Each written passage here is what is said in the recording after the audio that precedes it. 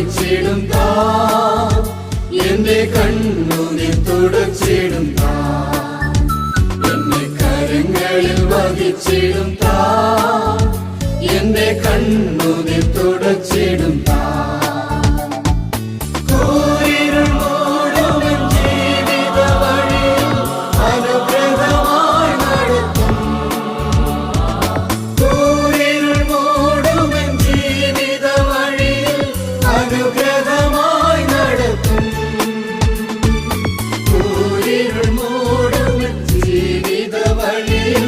അനുഗ്രഹമായി നടത്തും,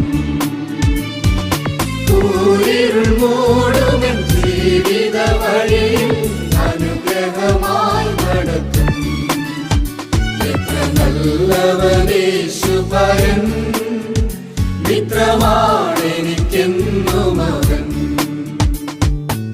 ഇപ്പോൾ നാം ശ്രവിച്ചുകൊണ്ടിരിക്കുന്നത് മോർണിംഗ് വോയിസ് എന്ന ആത്മീയ ശുശ്രൂഷയാണ്. ഇന്ന് ദൈവവചനത്തിൽ നിന്നും കർത്താവിന്റെ ദാസൻ MG രാജന സന്ധ്യാന ചിന്തകൾ പങ്കുവയ്ക്കുന്നു. ദൈവതിരുനാമം മഹത്വപ്പെടുവാനായിട്ടിടയാകട്ടെ. മലാക്കി പ്രവാചകൻ്റെ പുസ്തകം 1-ാം അധ്യായം അതിൻ്റെ 2-ാമത്തെ വാക്യത്തിൻ്റെ ആദ്യ ഭാഗം. ഞാൻ നിങ്ങളെ സ്നേഹിക്കുന്നു എന്ന് യഹോവ അരുളി ചെയ്യുന്നു. ഞാൻ നിങ്ങളെ സ്നേഹിക്കുന്നു എന്ന് യഹോവ അരുളി ചെയ്യുന്നു. 1-ാം വാക്യത്തിൽ മലാഖി മുഖാന്തരം ദൈവം ഇസ്രായേലിനോട് അരുളപ്പാട് അറിയിക്കുകയാണ്. ദൈവത്തിന് അറിയിക്കാനുള്ള കാര്യം ദൈവം അറിയിക്കുക, ദൈവത്തിന് പറയാനുള്ള കാര്യം ദൈവം ഇസ്രായേലിനോട് പറയുകയാണ്. അതെന്താ ദൈവം പറയുന്നത്?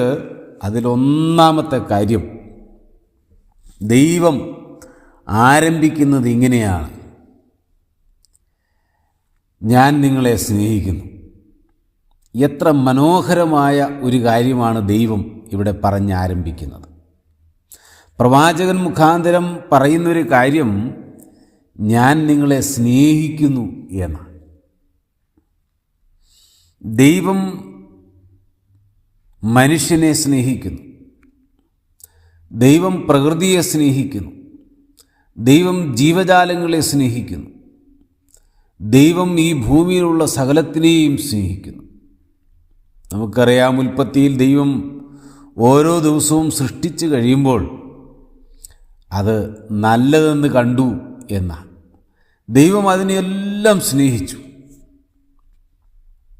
എന്നാൽ ഇവിടെ മനുഷ്യനോടുള്ള ബന്ധത്തിൽ ദൈവം ആ കാര്യം ഒന്നുകൂടി അവനോട് വിളിച്ചു പറയുകയാണ്.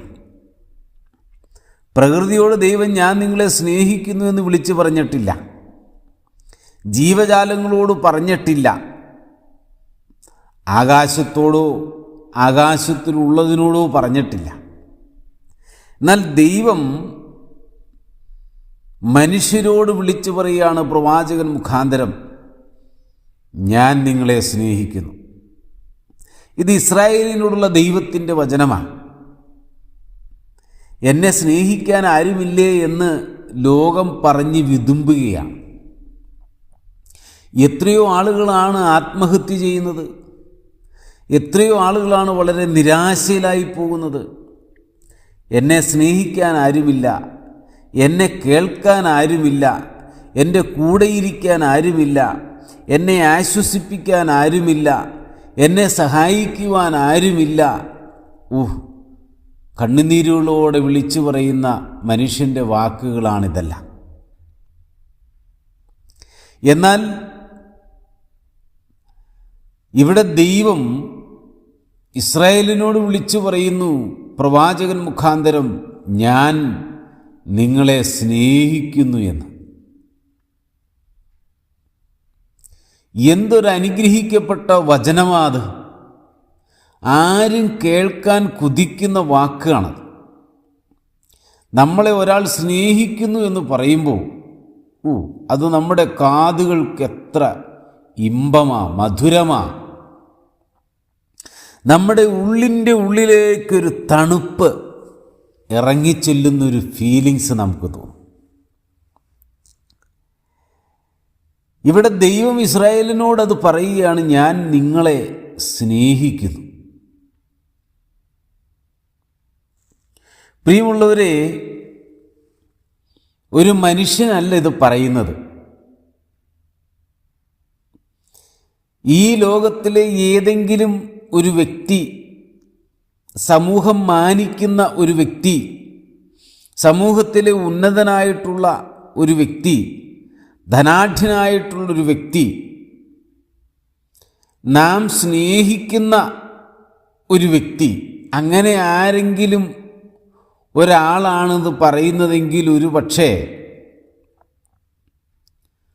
ആ വ്യക്തിയോട് നമുക്കൊരാദരവ്, ഒരു സ്നേഹം, ഒരു ബഹുമാനം, ഒരു സന്തോഷമൊക്കെ തോന്നിപ്പോകും. പക്ഷേ ആ സ്നേഹം ദീർഘമാകണം എന്ന് നിർബന്ധമില്ല, സ്ഥായിയായിട്ട് നിലനിൽക്കണം എന്ന് നിർബന്ധമില്ല. ചതിയും വഞ്ചനയും കുടുക്കും കെണിയും നിറഞ്ഞ ഈ ഭൂമിയിൽ മനുഷ്യൻ്റെ സ്നേഹം ക്ഷണികമാണ്. അതുകൊണ്ടാണ് പല ആളുകളും ആ സ്നേഹം നഷ്ടപ്പെടുമ്പോൾ താങ്ങാൻ കഴിയാത്ത വേദനയാൽ ആത്മഹത്യ ചെയ്യുവാൻ ഇടയാകുന്നത്. എന്നാൽ ഇതാ നിത്യമായ സ്നേഹം നൽകുന്ന ദൈവം, വാക്കുമാറാത്തവൻ, ചതിക്കാത്തവൻ, വഞ്ചിക്കാത്തവൻ, വഴിയിൽ ഉപേക്ഷിച്ചിട്ടു പോകാത്തവൻ നമ്മോട് പറയുകയാണ്, ഞാൻ നിങ്ങളെ സ്നേഹിക്കുന്നു എന്ന്. ഇന്ന് രാവിലെ ഈ വചനങ്ങൾ കേൾക്കുമ്പോൾ എത്രയൊരു ആനന്ദമാണ് ഹൃദയത്തിലേക്ക് വരുന്നത്. എന്തൊരു തണുപ്പാണ്, എന്തൊരു സന്തോഷമാണ്. കാരണം ഇതുവരെ ഞാൻ വിചാരിച്ചു എന്നെ സ്നേഹിക്കാൻ ആരുമില്ല എന്ന്, എന്നെ കരുതുവാൻ ആരുമില്ല, എന്നെ കേൾക്കുവാൻ ആരുമില്ല, എന്നെ ആശ്വസിപ്പിക്കാൻ ആരുമില്ല, എൻ്റെ കൂടെ ഇരിക്കാൻ ആരുമില്ല, എൻ്റെ സങ്കടം കേൾക്കാൻ ആളില്ല, എൻ്റെ കണ്ണുനീരൊപ്പാൻ ആരുമില്ല, എന്നെ സഹായിപ്പാൻ ആരുമില്ല, എന്നെ അറിയുന്നവരില്ല, എന്നെ മനസ്സിലാക്കുന്നവരില്ല. എന്നാൽ ഇതാ ഇവിടെ ഒരുവൻ, നമ്മുടെ സൃഷ്ടികർത്താവായ ദൈവം എന്നെയും താങ്കളെയും നോക്കി, കേവലം ഇസ്രായേലിനെ മാത്രമല്ല എന്നെയും താങ്കളെയും നോക്കി ദൈവം പറയുന്നു, ഞാൻ നിങ്ങളെ സ്നേഹിക്കുന്നു, ഞാൻ നിന്നെ സ്നേഹിക്കുന്നു എന്ന്. പ്രിയമുള്ളവരെ, പഴയ നിയമത്തിലെ ആവർത്തന പുസ്തകത്തിലേക്ക് നിങ്ങളുടെ ശ്രദ്ധയെ കൊണ്ടുപോകാനായിട്ട് ഞാൻ ആഗ്രഹിക്കുക. ആവർത്തന പുസ്തകത്തിൽ അതിൻ്റെ 7-ാം അധ്യായത്തിൻ്റെ 8-ാം വാക്യത്തിൽ യഹോവ നിങ്ങളെ സ്നേഹിക്കുന്നത് കൊണ്ട്, നിങ്ങളുടെ പിതാക്കന്മാരോട് താൻ ചെയ്ത സത്യം പാലിക്കുന്നത് കൊണ്ടും അത്രേ യഹോവ നിങ്ങളെ ബലമുള്ള കൈയാൽ പുറപ്പെടുവിച്ച് അടിമയുമായി മിസ്രയീമിലെ രാജാവ് ഫറവോൻ്റെ കയ്യിൽ നിന്ന് വീണ്ടെടുത്തത് എന്ന് രേഖപ്പെടുത്തിയിരിക്കുക. യഹോവ നിങ്ങളെ സ്നേഹിച്ചതുകൊണ്ട്, യഹോവ നിങ്ങളെ സ്നേഹിച്ചതുകൊണ്ട് അവൻ നിങ്ങളെ വീണ്ടെടുത്തിരിക്കുന്നു. നോക്കണം, എത്രയും അനുഗ്രഹിക്കപ്പെട്ടൊരു വചനമാണ് അവിടെ രേഖപ്പെടുത്തിയിരിക്കുന്നത്. മാത്രമല്ല 10-ാം അധ്യായം അതിൻ്റെ 15-ാമത്തെ വാക്യത്തിലും അവിടെ ഇങ്ങനെ രേഖപ്പെടുത്തിയിരിക്കുകയാണ്. 10-ാം അധ്യായം അതിൻ്റെ 15-ാമത്തെ വാക്യത്തിൽ രേഖപ്പെടുത്തിയിരിക്കുന്നത്, നിന്റെ പിതാക്കന്മാരോട് മാത്രം യഹോവയ്ക്ക് പ്രീതി തോന്നി അവരെ സ്നേഹിച്ചു, അവരുടെ ശേഷം അവരുടെ സന്തതിയായ നിങ്ങളെ ഇന്നുള്ളതുപോലെ അവൻ സകല ജാതികളിലും വച്ച് തിരഞ്ഞെടുത്തു. നോക്കണം, ദൈവം നിങ്ങളുടെ പിതാക്കന്മാരെ സ്നേഹിച്ചു, നിങ്ങളെ തിരഞ്ഞെടുത്തു. ഇസ്രായേലിനോടുള്ള ബന്ധത്തിൽ ദൈവം പറയുകയാണ്. ഇനി യിരെമ്യാ പ്രവാചകന്റെ പുസ്തകത്തിലേക്ക് നിങ്ങളുടെ ശ്രദ്ധയെ കൊണ്ടുപോകാൻ ആഗ്രഹിക്കുക. 31-ാം അധ്യായത്തിൻ്റെ 3-ാമത്തെ വാക്യത്തിൽ, നിത്യസ്നേഹം കൊണ്ട് ഞാൻ നിന്നെ സ്നേഹിച്ചിരിക്കുന്നു, അതുകൊണ്ട് ഞാൻ നിനക്ക് ദയ ദീർഘമാക്കിയിരിക്കുന്നു എന്ന്. നിത്യസ്നേഹം കൊണ്ട് ഞാൻ നിന്നെ സ്നേഹിച്ചിരിക്കുന്നു. യോഹന്നാൻ്റെ സുവിശേഷം 3-ാം അധ്യായം അതിൻ്റെ 16-ാമത്തെ വാക്യത്തിൽ ഇങ്ങനെ രേഖപ്പെടുത്തിയിരിക്കുന്നു, തൻ്റെ ഏകജാതനായ പുത്രനിൽ വിശ്വസിക്കുന്ന ഏവനും നശിച്ചു പോകാതെ നിത്യജീവൻ പ്രാപിക്കേണ്ടതിന് ദൈവം അവന് നൽകുവാൻ തക്കവണ്ണം ലോകത്തെ സ്നേഹിച്ചു. ഈ വചനങ്ങളൊക്കെ ഒന്ന് കൂട്ടി ചിന്തിക്കുമ്പോൾ നമുക്കെന്തെങ്കിലും യോഗ്യത ഉണ്ടായിരുന്നത് കൊണ്ടല്ല ദൈവം നമ്മെ സ്നേഹിച്ചത്. ഇസ്രായേലിനോട് പറയുന്നു, ഞാൻ നിന്നെ തിരഞ്ഞെടുത്തു, നിന്റെ പിതാക്കന്മാരെ തിരഞ്ഞെടുത്തു, നിത്യസ്നേഹം കൊണ്ട് ഞാൻ നിന്നെ സ്നേഹിച്ചിരിക്കുന്നു എന്ന് പറഞ്ഞാൽ എൻ്റെ സ്നേഹം ഒരിക്കലും മാഞ്ഞു പോകുന്നില്ല, തീർന്നു പോകുന്നില്ല, നശിച്ചു പോകുന്നില്ല. ആ സ്നേഹം നിന്നെ വിട്ടിട്ട് പോകുന്നില്ല, നിത്യമായ സ്നേഹം. പുതിയ നിയമത്തിലേക്ക് വരുമ്പോൾ വിശുദ്ധ വേദപുസ്തകത്തിലെ ഏറ്റവും ഉത്തമമായൊരു വചനം യോഹന്നാൻ്റെ സുവിശേഷം 3-ാം അധ്യായത്തിൻ്റെ 16-ാമത്തെ വാക്യത്തിൽ, തൻ്റെ ഏകജാതനായ പുത്രനിൽ വിശ്വസിക്കുന്ന ഏവനും നശിച്ചു പോകാതെ നിത്യജീവൻ പ്രാപിക്കേണ്ടതിന് ദൈവം അവനെ നൽകുവാൻ തക്കവണ്ണം ലോകത്തെ സ്നേഹിച്ചു എന്ന് പറഞ്ഞാൽ എന്നെയും താങ്കളെയും ദൈവം സ്നേഹിച്ചു. എന്തിനാ സ്നേഹിച്ചത്? നാം നശിച്ചു പോകാതിരിക്കേണ്ടതിനായിട്ട് നമ്മെ സ്നേഹിച്ചു. എന്നിട്ടോ നമ്മെ സ്നേഹിച്ചിട്ട് ദൈവം എന്തു ചെയ്തു? തൻ്റെ ഏകജാതനായ പുത്രനെ നമുക്ക് പകരമായി ക്രൂശിൽ മരിക്കാനായിട്ട് ഏൽപ്പിച്ചു കൊടുത്തു. അത്രമാത്രം ദൈവത്തിൻ്റെ സ്നേഹം.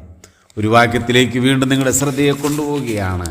പ്രിയമുള്ളവരെ, ഈ ആവർത്തന പുസ്തകം 11-ാം അധ്യായത്തിൻ്റെ 1-ാം വാക്യം, ആകയാൽ നിൻ്റെ ദൈവമായ യഹോവയെ നീ സ്നേഹിച്ചവൻ്റെ പ്രമാണങ്ങളും ചട്ടങ്ങളും വിധികളും കൽപ്പനകളും എല്ലായ്പ്പോഴും പ്രമാണിക്കണം.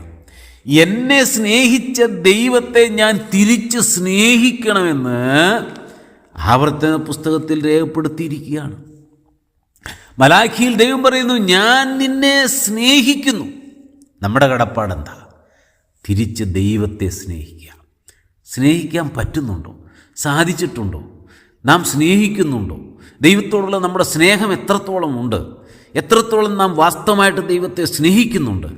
ഈ ദിവസങ്ങളിലൊന്ന് ചിന്തിക്കുവാൻ ദൈവം നമ്മെ സഹായിക്കട്ടെ. കർത്താവിൻ്റെ പുണ്യനാമം മഹത്വപ്പെടട്ടെ.